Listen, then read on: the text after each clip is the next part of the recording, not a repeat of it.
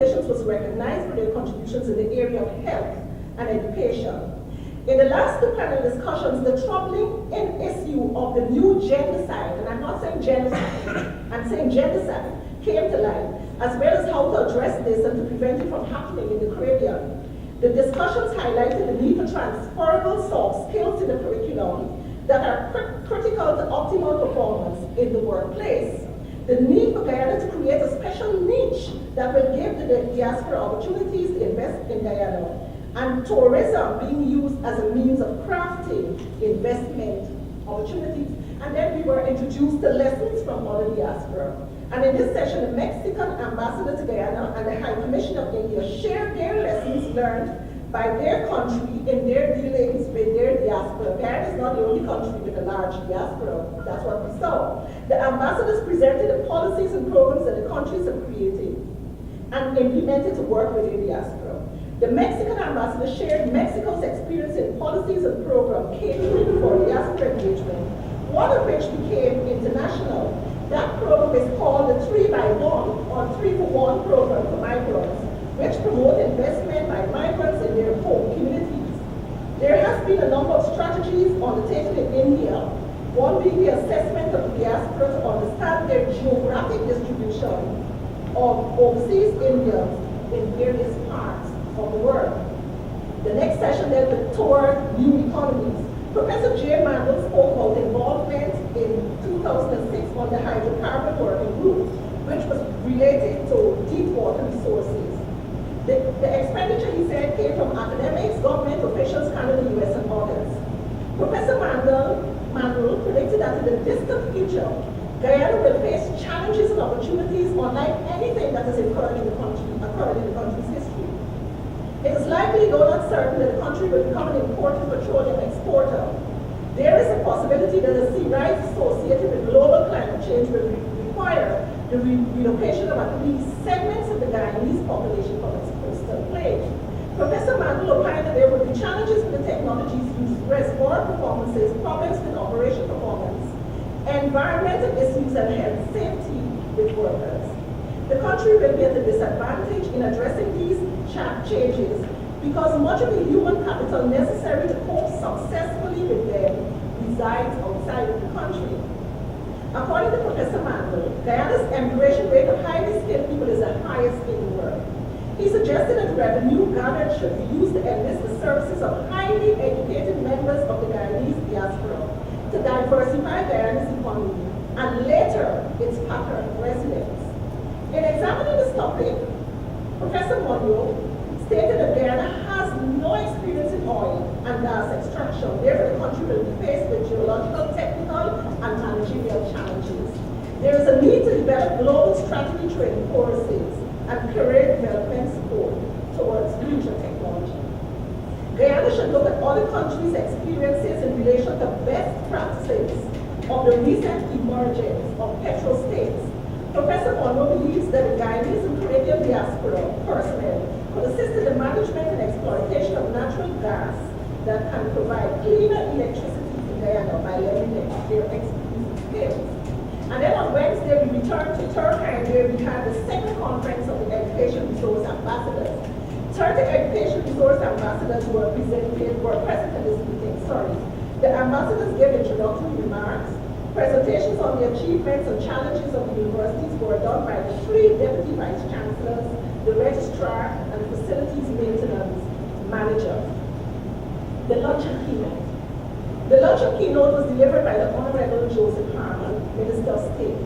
According to Minister Harman, the government has ways and means of engaging the diaspora meaningfully, including the first development of what is known as the Guyana Diaspora Project, which was launched in 2012 and is one of the initiatives undertaken by the government.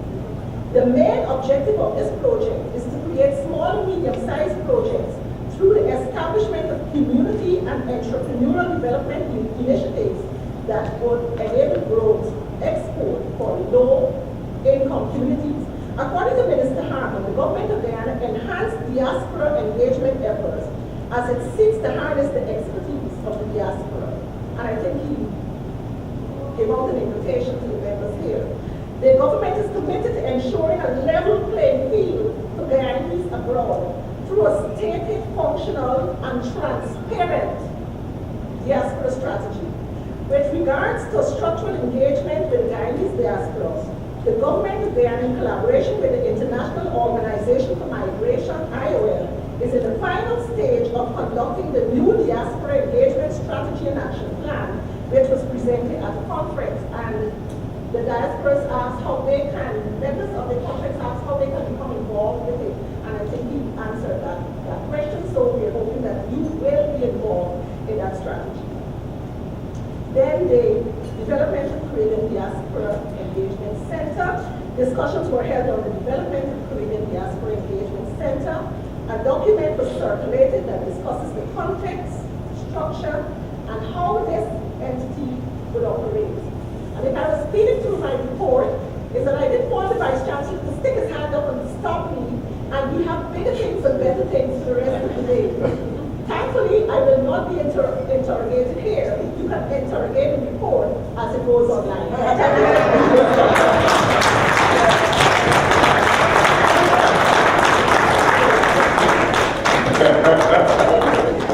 Another round of applause for a wonderful university activity. Outstanding job. Understandably, this could not have been done by one person, so our thanks to the team. And the team was deployed in every panel, in every session, capturing the essence of the conversation and the decisions. But it might be useful, particularly for people who were not here. I want to welcome especially Brother Bernard Rollins, who just came in yesterday. And before Bernard catches you and tells you to go to Ithaca, I'm going to say on his behalf, make sure you go to Ithaca Emancipation Day. Absolutely. So let's see if there are a couple of comments or questions people want to pose. I'm opening the floor for a few minutes. I just wanted to make a statement. Make it brief, Bernard. Let's take the mic to Bernard. Because my responsibility to make a presentation, I should have been able to make a presentation.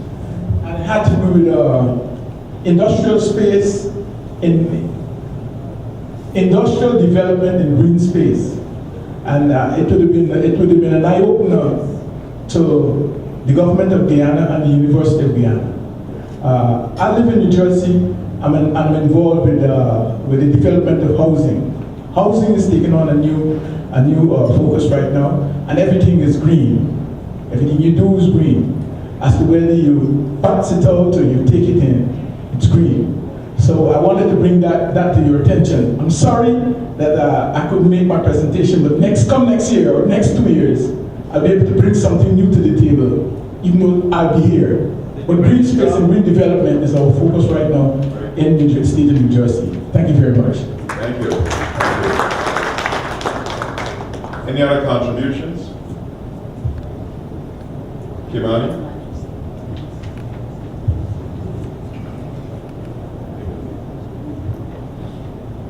Mr. Vice Chancellor, ladies and gentlemen, colleagues, I rise to make a formal proposal to this gathering, and it's in pursuit of a question I raised when Minister Harmon made his presentation.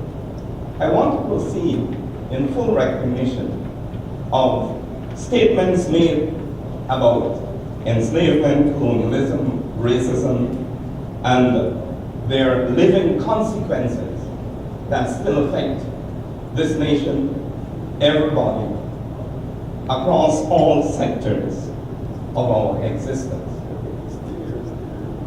Notwithstanding the presence of the Guyana Reparations Commission, the Ancestral Lands Commission, several statements by the President of Guyana, and numerous other people on this matter, let us recognize our relative ignorance, a deficit in our understanding of enslavement, colonialism, and the continuing effects of these maladies upon our people. Therefore, let us recognize that this deficit must be corrected if we are going to become all we could become in the very many ways in which we're seeking to become. Quite plainly, we simply do not know enough about who we are, about ourselves. And development is about people. And if we are to be at the center of development, as we must, we need to have a robust, descriptive validity of what happened to us and how it continues to impact upon our existence. So, I wish to propose that we deliberately seek to understand these maladies and the way in which they continue to affect us as a very, very important step in whatever we're seeking to do. That the Diaspora and the University of Guyana formally concerns ourselves with this, that we collaborate with other agencies in and outside of Guyana in furthering our understanding of these massive and continuing effects, that we develop or seek to develop policy initiatives that will combat fairly and squarely the effects of these issues upon ourselves and our attempts to develop. Let us recognize that it is an intractable problem which demands not only the robust descriptive validity I spoke about, but also a multi-vectorial approach through which we may apprehend, understand, and respond appropriately to the numerous challenges which beset us in this nation and in our region as a result of our colonial experience. Finally, let us understand that the formal withdrawal of colonialists from our region did not end the problems and the challenges of colonialism in our lives. Thank you.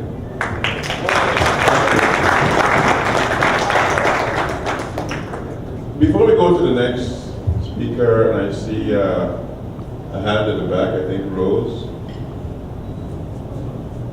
Professor Copeland, Professor Meeks, one of the things that we're very proud of this year, this first year of the Renaissance, is that we reestablished the Walter Rodney Chair.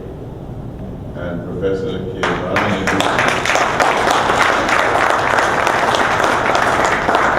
Kimani Nigusi is currently the holder of that Walter Rodney Chair.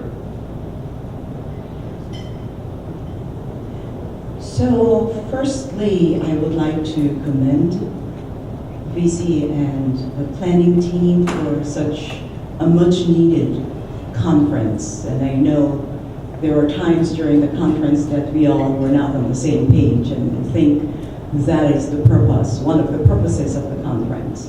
But as I reflected on the experience, I was looking at what was missing, and I thought that we need to be aware, one, that we could not have covered everything, but at the same time, I saw a gap in addressing those individuals who were unable to complete their high school education. And I thought that this could be a charge/proposal of UG. I'm not sure how they'll handle it in terms of whether there will be any collaboration with the Ministry of Education. But I thought that this would be one way of strengthening the diaspora experience in terms of being able to take care of oneself. And what I'm hinting at here is that there's a very high rate of high school dropout. And there is nothing that represents or sounds like a high school equivalency diploma opportunity. And I'm thinking that if UG can wrap its head around something like this, I think we can do a lot more for those individuals who have dropped out of school for whatever reason. and were unable to complete education, and address the hopelessness that some of these individuals feel because there is the conduit of getting to UG is missing. And I'm thinking that if some heads can come together, and I'm willing to think of a way of coming up with something that represents that conduit, that high school equivalency or secondary school equivalency diploma, to get individuals prepared to move on to UG, I think it would be another plus for the work that UG is doing. So I hope that we can huddle and talk some more about this. Thank you. Thank you. Over here.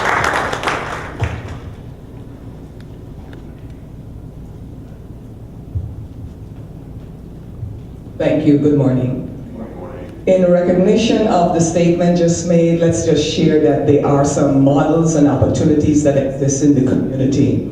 In the community of Suicide, where I'm from, the youth group there is working with Minister Norton. And I think this is the third or fourth batch of persons who did not finish their CXCs. They're having free evening classes. So that's a path. And I think is an opportunity for other communities to emulate. So that's just my input to the question. Two things I heard during the conference. One, the request from the diaspora to be involved in the strategic planning process, to give more input into that process. And I'm thinking that since we didn't have the roundtable discussion that was planned and is going to be online, that we challenge ourselves to give input. I know once we leave conferences and we get caught up in our own business, the urgency may be forgotten, but please let's challenge ourselves to add our voice through this medium to make sure that the strategic planning process does not end without the suggestions that we want to make. The second thing I recognize, the consternation when it was made very clear that there is nothing really special from the Ministry of Business perspective when it relates to the diaspora. And the diaspora feeling, this is what I assumed from the comments made, that we should have a special outreach for those business efforts. So hopefully that particular sentiment is also included when we give our opinions. Very good. Professor Scott. And then we'll take just two more if there are any afterwards. Thank you very much, Vice Chancellor. Colleagues all, formal welcome. It's great to be here. I was a bit saddened that I couldn't be around for all the sessions. But because of work, I had to be away. But I just wanted to plug two areas. One relating to what Rose said, and two relating to something I don't know if it was discussed. Now, we're talking about those who are able, those who are disabled, and those who are vulnerable.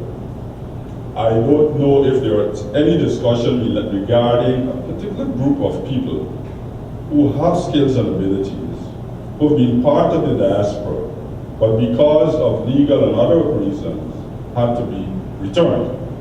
And so, I'm always concerned that in every aspect of human development, you must be able to touch every aspect of the human condition.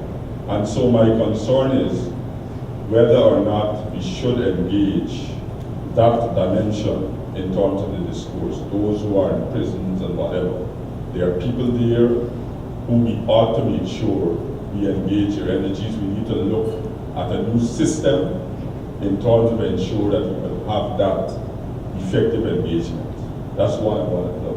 In relation to Rose's point, there are initiatives. The University of Guyana has the Institute of Distance and Continuing Education, which is our extramural arm, which responds to the whole issue of those who have left school early and such like. And there are other opportunities that we do engage with other parties, such as the Richard Labour College and others.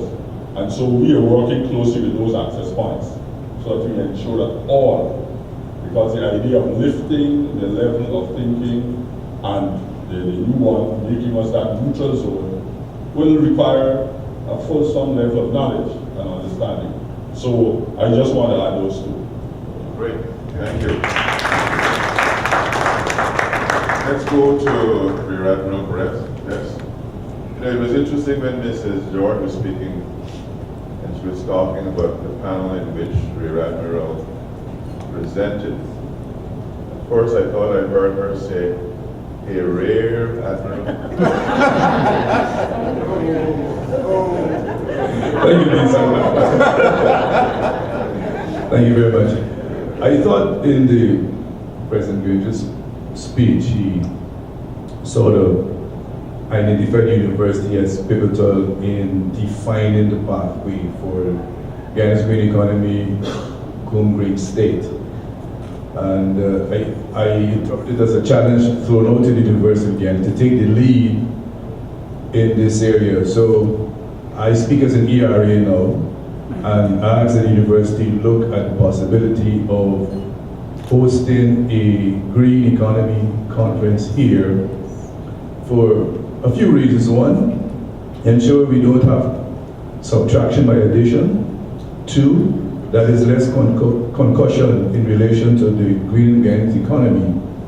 And three, that it will kickstart a national debate and a national conversation on this important pathway that Guyana has chosen, which up to this moment, and I speak now as a PA, advisor to the present environment, up to now has not really taken on a seamless pathway because we're now in the infancy stage. I think University of Guyana is critical and pivotal to arranging and kickstarting that national conversation, greening Guyana's economy. That's my contribution. Great. So let me just make one observation on what Rear Admiral Best said. Not only is it important that we have such a venture, but that we enable the venture to have the connectivity to what the academy does in another dimension.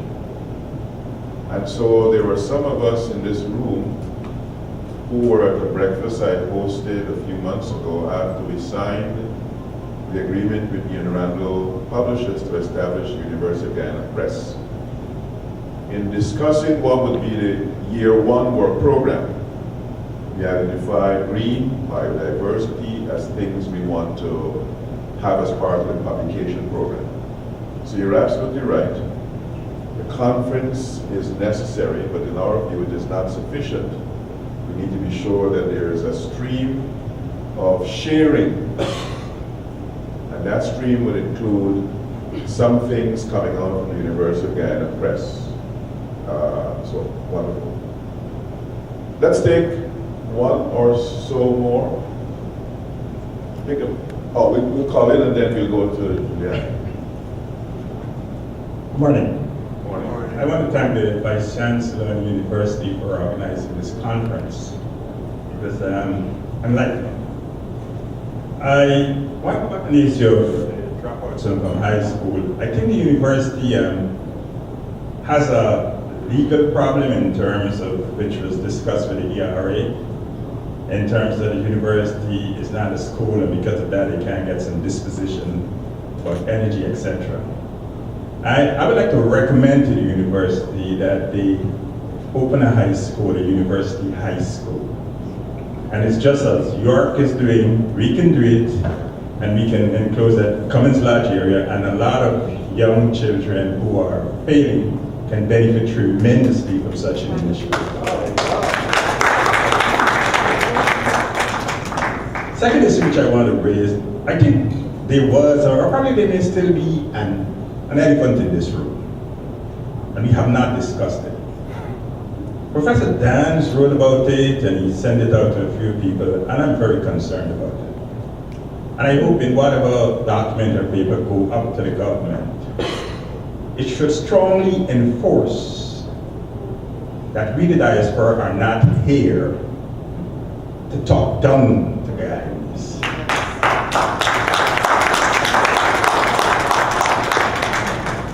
We are here to collaborate and share our energies and our experience because we want to develop our country.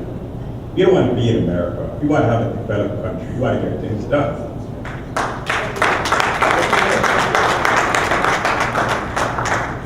And with that, I'm not sure whether it's a term of endearment or whether it is it's a derogatory term. I am not a combatant. I really don't want that to be thrown around me. I have served my country. And I am prepared to serve, and I do not want to be called a combatant. And this must be strongly enforced and emphasized. Thank you. Thank you. Thank you. We'll take the final one and then the final three. My name is Guyana Jacobs, and I'd like to commend the Vice Chancellor and the planning committee for this conference. It was very enlightening, and there's a lot of food for thought. But I'd like to piggyback on what a few people mentioned about youth engagement. I'm very, very concerned about youth engagement in these conferences. In the United States of America, I've attended a lot of conferences, and there is a gap. There is a lack of youth attending these conferences. And we've discussed from time to time of strategies to bring the youth on board. In fact, I was speaking to one of the youth who attended this conference, and that was one of her concerns, that more of her peers were not at the conference. I'm not sure why. What's the reason for them not being here? I've seen a few and I've spoken to them, and I was made to understand that they were students of the University of Guyana. But I'd really like to see a forum or any other forum of this sort that includes more youth. So, and also on the advisory boards, there was the presentation or the proposal for the Caribbean Diaspora conference. And I hope that the strategy, I think the person who, the proposal, I think his name is Dr. Nurse, he mentioned that the document did not include the youth engagement strategy, but it would be included. And I'm really hoping that the final document includes that strategy.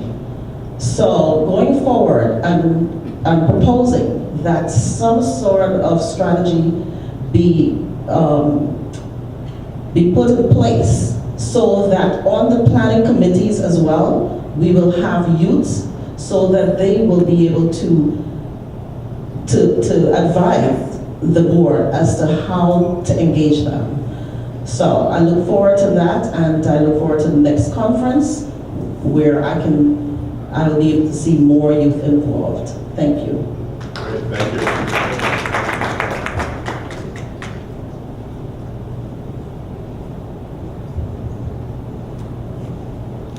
Thank you. Good morning, everyone. In terms of the back to youth, I think I keep emphasizing education.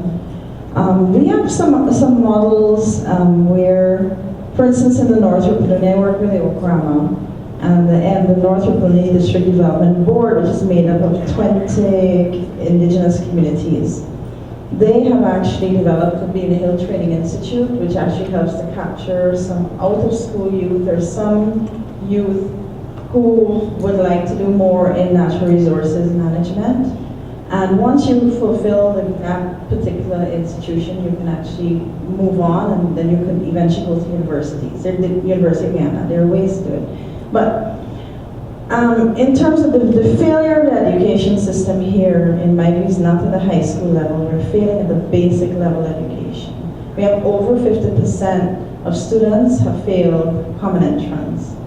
Over 50%. Why are we failing social studies? Why are we failing? I know not everybody's math and science inclined, but social studies, I think it's a literacy issue. I think we're failing, the kids are failing because they don't understand. Either they're not reading well, or it's a functional literacy issue. And I think that's where we really, we should help to engage somehow at that level. We have to capture, if we don't capture it now, we will be in problems. I think we really, really seriously have to, and how best we can help the Ministry of Education from that level. So at that point, another point I'd like to make, I live here. I don't know what I'm called, what we call us at state. We got all these labels, I don't like the labels, like Komabaki and so on and so on. But just to note, because at the conference I'm hearing how the diaspora can contribute. And I would like to put this out, how can we contribute to you, the diaspora? I'd like to take all of you to Okrama. I'd like to teach you about forestry in Guyana. I'd like to teach you about the green state economy. There's a following from Gary Vest, because I know I heard some comments and it was clear there was not an understanding of everything that's going on in Guyana. And you also need to learn from us. So how can we have that engagement as well? And not that it's only looked at as, because at Okrama, there's a very important lesson. We have science and we have traditional knowledge. We cannot do any work in terms of management without engaging the knowledge of the indigenous people, and very often their knowledge is even more important to us for making management decisions, right? So science is important, and yes, then we have to work together to make the best decisions for management. I just want to put it out there that we really come together and work together. We're all important. And we really need to capture our youth. We have to do a lot of work through education. We have amazing, amazing young people in Guyana. Work with them. The minister was talking the other day about young people and innovation. I'm seeing some young people doing some amazing things in Guyana. The world is open to them. They're on social media, they're on YouTube, they're everywhere, right? And I think we need to capture that and spread those stories so we can empower and make other youth excited about what they're doing, right? Thank you. Let's have a wonderful applause before we go to the next speaker. The experience I'm about to recount is not unique to me. And it is one that, in my view, reinforces the importance of our taking seriously an aspect of what Dr. Raquel Thomas said, which we tried to do at this conference. I have been 33 years outside of Guyana before, on a return visit, I went to Kaishore. So many of us who have lived in the diaspora really don't know the beauty of our country. Yes, sir. We don't know the country. And so one of my passions since I've returned is to learn as many parts of our beautiful nation as I can. And to enable others to do so, I took a team including the Dean of Natural Sciences, Dean of Agriculture and Forestry, Dean of Earth and Environmental Sciences, and Director of Strategic Initiatives. We were facilitated by Raquel, who's the Director of Training at Diaspora. I never knew until that trip that green heart has seeds. I'm walking in the forest. I think we were in a mixed forest. And I'm saying to myself, what is sapodilla doing here? It was not sapodilla, it's green heart seeds. I even brought back some to my home. There is so much that many of us, some living right in Guyana, don't know about Guyana. We spent a day and a night in Abercrombie. We drove down to Mina Hill. We drove down to Lethem. We spent a night in Lethem, and then we flew back to Georgetown. We, Diaspora and Guyana base, really need to learn and know our country. And so I was a little disappointed that we didn't have as many takers for No Guyana Day yesterday as we should have had. We had tours